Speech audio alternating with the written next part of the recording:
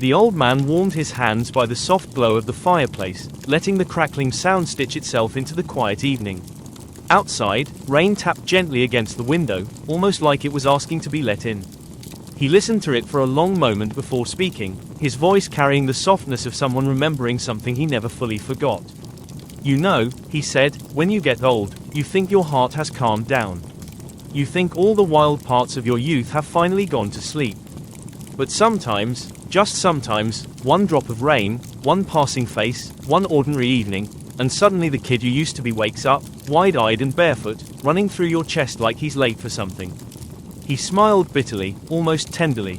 "I met my first love again when I was about your age now. It wasn't planned. I wasn't looking for her. I had convinced myself she belonged to a different chapter, one I'd closed neatly with a ribbon of nostalgia. But life, well, life doesn't always respect the bookmarks you leave behind." He shifted in his chair, eyes flickering like the flames. It was raining that night. Hard rain, the kind that steals the color from streetlights. I remember I hadn't brought an umbrella. Somehow I always believed I was immune to weather when I was young. I was walking home from work, minding my own misery, when I saw a figure standing beneath the awning of an old bookstore.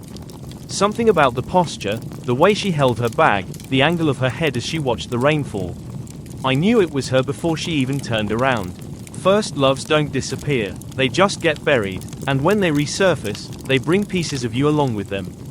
He let out a quiet laugh. She looked older, of course. More tired around the eyes.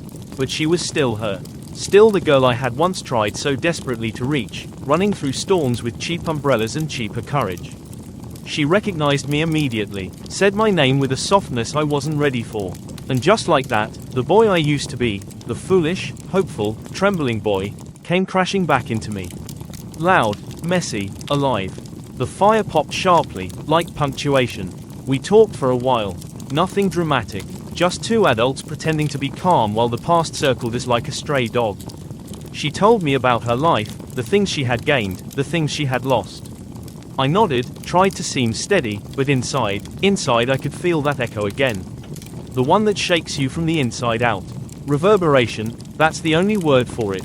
His voice softened even more. She mentioned him, the man she was with. Said they were happy, and I smiled. I really did, but the rain suddenly felt colder.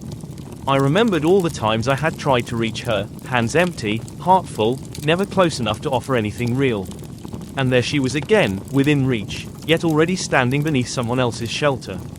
He rubbed his palms together slowly. It hurt.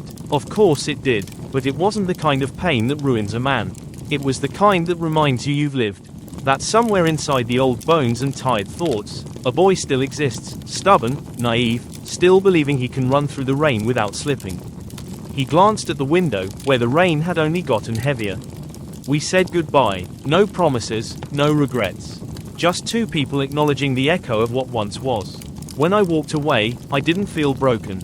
Just shaken, like someone had struck a bell inside my chest. He turned back to the fire. That echo never really fades.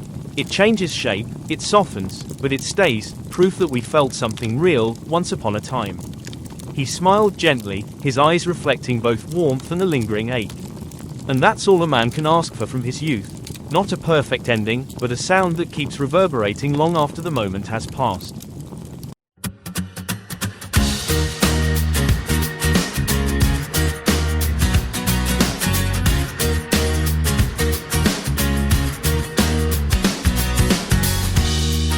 It comes alive again, baby.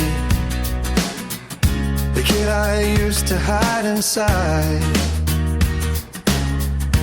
running through the rain, trying to reach you, but I never get close enough to hand you my umbrella. Bottle caps, shells I kept, a cherry candy turning red. Little things collide, echoing inside my head. Reverberation, shaking through my bones. The boy in me is screaming, standing soaked and all alone. You're beneath some stranger's shelter now.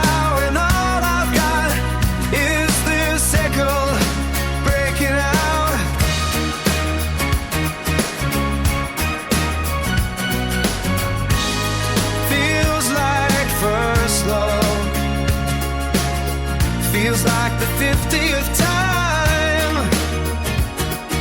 Saying sweet ache, I pretend isn't mine. Rain hits hard like a truth I denied. The past keeps knocking somewhere deep inside.